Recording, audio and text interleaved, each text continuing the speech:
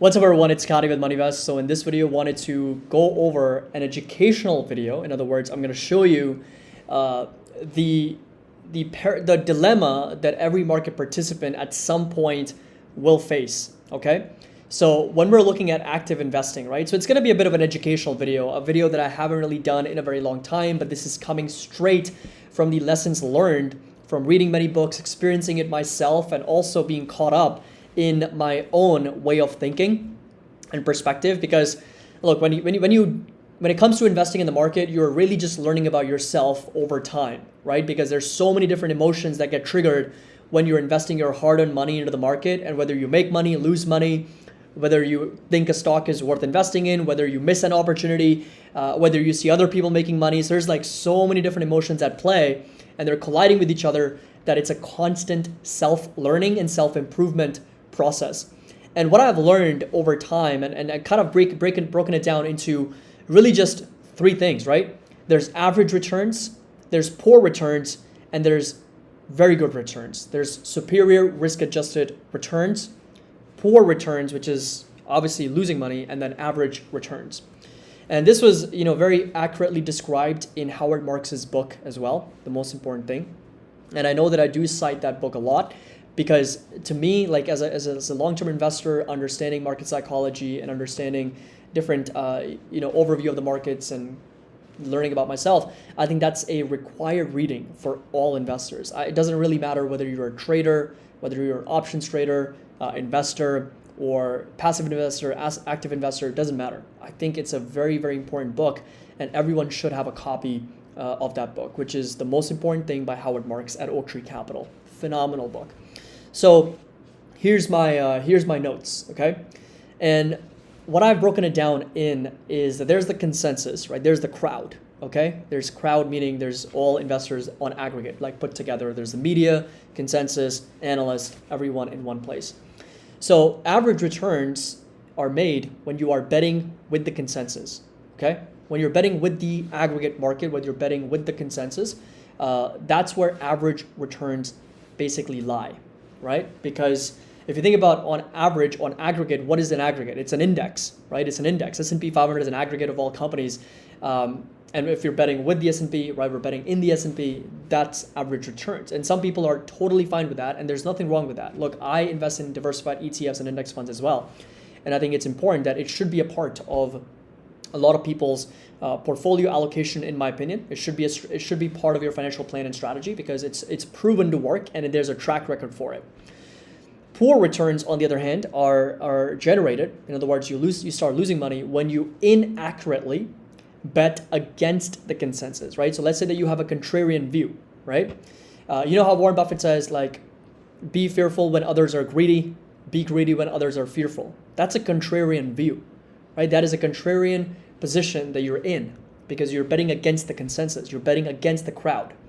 But if you are inaccurate in your view, then it's just you. You're just standing alone with an inaccurate assumption of a stock, of a market, or an ETF, or whatever it is that you're trading or investing in. So that obviously leads to no returns or poor returns. The big money and big returns, and I've seen this across all investors, right? They generate big returns when they are betting against the consensus and they are accurate, right? Pretty self-explanatory, should be pretty logical. But there's a lot of problems with this. There's a lot of challenges that I also want to dig in with this as well. So now that we know that big returns are a result of betting against the crowd, against the consensus, and being accurate, being correct with your thesis, the reason why it becomes more challenging is because you're betting against the crowd, right? And the crowd in the short term can do all types of crazy things, right? And the crowd, by I mean Wall Street, analysts, expectations, consensus, right? The challenges come that the price can drop so much below what your consensus, what your expectations might be, that creates a very negative sentiment, that creates self-doubt, that brings on more naysayers, that brings on more people that turn bearish on the stock or turn negative on the stock. There might be some blind spots, right, that you might be ignoring. There's biases that come into play. And that's exactly why it becomes so challenging to stick to your guns here, stick to your thesis when times get tough. And Peter Lynch also mentioned that investing in the markets is not about having a strong mind or strong analytical ability. It's about having a strong stomach to weather through these downturns and weather through these rough times. And, you know, I've tried to incorporate this philosophy so much into my own investing career that now the focus has completely shifted away from, you know, price and sentiment. Of course, when we are trading, right? So I want to make that distinction.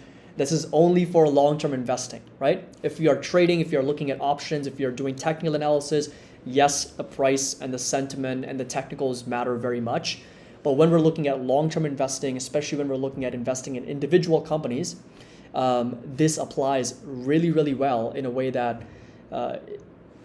fundamentals matter long-term, sentiment moves the stock price short-term, okay? And that goes hand in hand with Warren Buffett's philosophy of, you know, stock market over the long term is a weighing machine. In the short term, it's a voting machine, right? So the popular stocks may end up performing really well in the short term, but long term is when the true fundamental value comes into the equation, and those are the stocks that actually end up performing much, much better than the short-term stock price movement.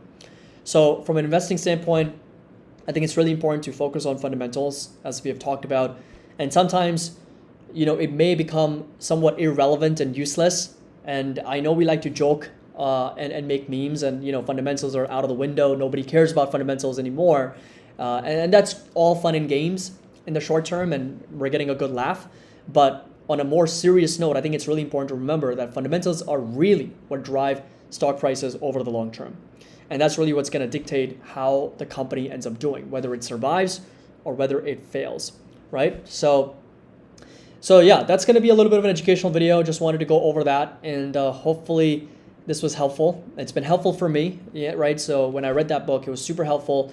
It kind of made a lot of sense because, again, if you think about some of the returns from some investors, let's say Warren Buffett or Peter Lynch or Howard Marks or Charlie Munger, or even Cathie Wood, right? So I want to give you an example. Cathie Wood bet against the crowd when she bet on Tesla, right? You can't take that away from her, right? Even though her returns since have not been great, but that one trade on Tesla is what really made her popular, because she bet against the crowd. She bet against the consensus, and she was right. She was correct and accurate in her expectation of what Tesla could be, and she ended up making big money, right? Big returns on the back of Tesla. So that's the challenges. Those are the things that we also have to work on, right? So everyone, obviously nobody's perfect, and these are things that are going to keep coming up. And our job as investors is to continue on this path, on this journey of self-improvement, self-learning as investors, and to continue to focus on the quality, the company itself, and trust the process. Everything will take care of itself over time. So hope you guys enjoyed this video, found it helpful. A little bit of an educational video, like I said. Make sure that you drop a like, subscribe to the channel. Let me know your thoughts down in the comment section below. Let me know what you think about this, and I would love to know from you all as well. And 16% annual discount that does expire tonight, so take advantage of that while it's still here. As always, happy investing. I'll see you all in the next video.